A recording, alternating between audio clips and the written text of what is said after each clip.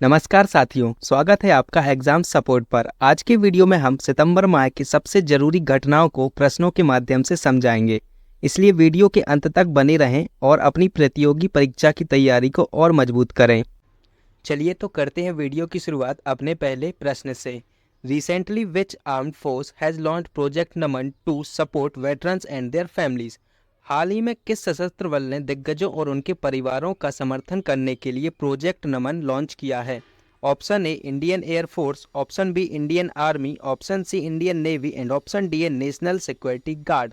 तो इस प्रश्न का सही उत्तर है option B Indian Army.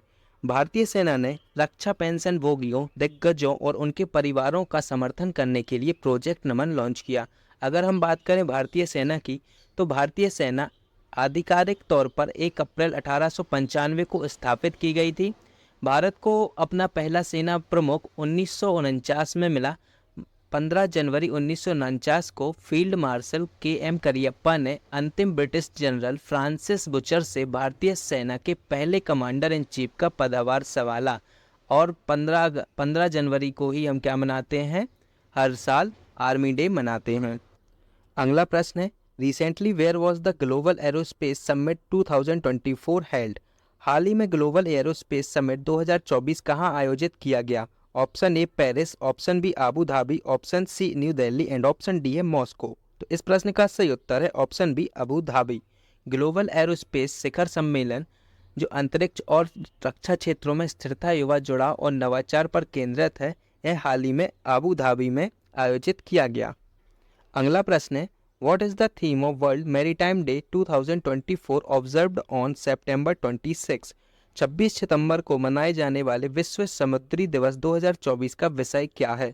Option A MARPOL at 50 our commitment goes on, option B navigating the future safety first, option C new technologies for greener shipping and option D seafarers at the core of shipping's future. तो इस प्रश्न का सही उत्तर है option B navigating the future safety first.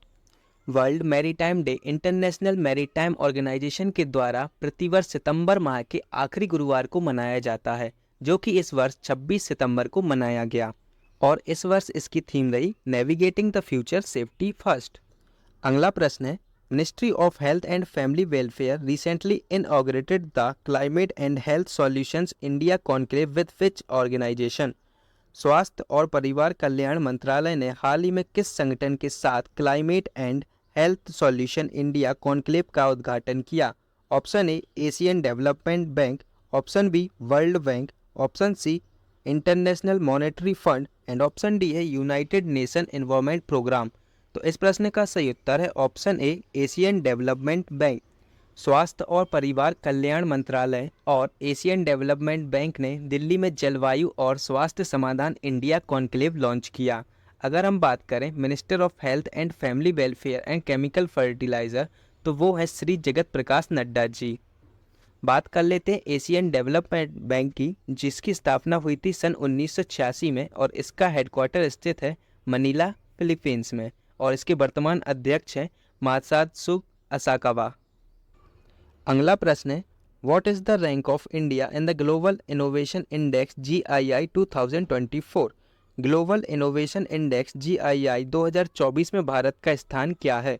Option A 35th, option B 36th, option C 37th and option D है 39th। तो इस प्रश्न का सही उत्तर है option D 39th। Global innovation index 2024 में भारत 133 वैश्विक अर्थव्यवस्थाओं में 39वें स्थान पर है। यह मध्य और दक्षिणी एशिया की 10 अर्थव्यवस्थाओं में पहले और निम्न मध्यम आय वाली अर्थव्यवस्थाओं में पहले स्थान पर है। बात करें world intellectual property organisation science and technology cluster ranking में भारत चौथे स्थान पर है। अगला क्वेश्चन है, which country is the host of world telecom standardisation assembly. विश्व दूरसंचार मानकीकरण सभा का मेजबान कौन सा देश है? Option A Myanmar, option B India, option C Bangladesh and option D है नेपाल। तो इस प्रश्न का सही उत्तर है ऑप्शन बी इंडिया। विश्व दूरसंचार मानकीकरण सभा 2024 14 अक्टूबर से 24 अक्टूबर 2024 तक भारत में होगी, जो ITU के 150 साल के इतिहास में देश के लिए एक ऐतिहासिक पहली घटना है। यह महत्वपूर्ण आयोजन 190 से अधिक देशों के दूरसंचार नेताओं और विशेषज्ञों को इकट्ठा करेगा, जो वैश्विक कनेक्टिविटी और इनोवेशन को बढ़ाने में दूरसंचार मानकों की महत्वपूर्ण भूमिका पर ध्यान केंद्रित करेगा।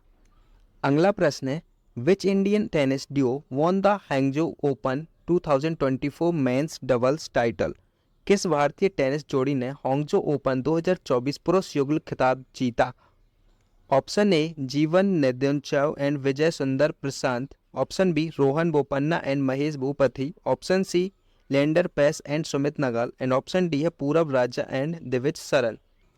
इस प्रश्न का सही उत्तर है ऑप्शन ए जीवन नेदुनचेजियान और विजय सुंदर प्रशांत।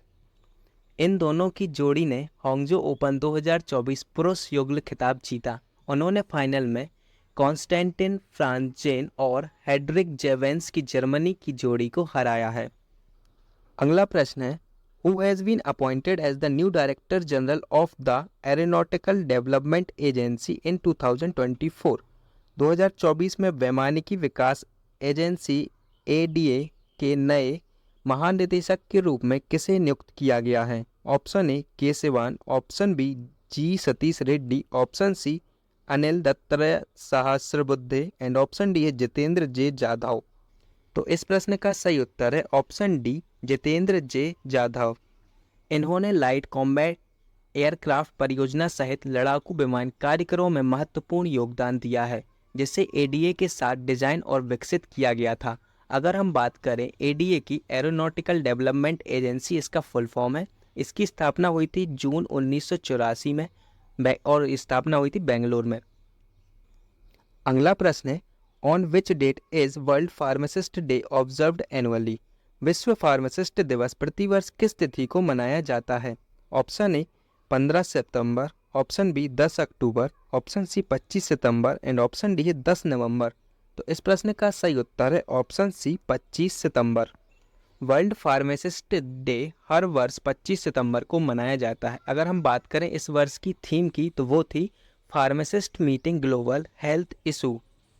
World pharmacist day international pharmaceutical federation द्वारा आयोजित किया जाता है।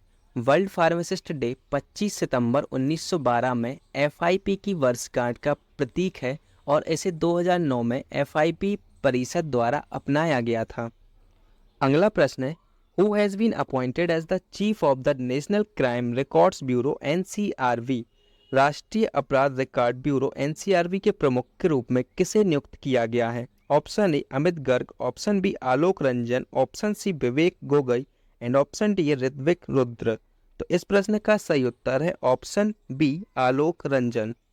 मध्य प्रदेश कैडर के 1991 बैच के IPS अधिकारी आलोक रंजन को राष्ट्रीय अपराध रिकॉर्ड ब्यूरो NCRB के निदेशक के रूप में नियुक्त किया गया है। वह विवेक गोगोई के स्थान पर जून 2026 तक सेवा देंगे। अगर हम बात करें NCRB की स्थापना की, तो वो हुई थी 11 मार्च 1986 को और इसका मुख्यालय स्थित है नई दिल्ली में। वीडियो को पूरा देखने के लिए धन्यवाद।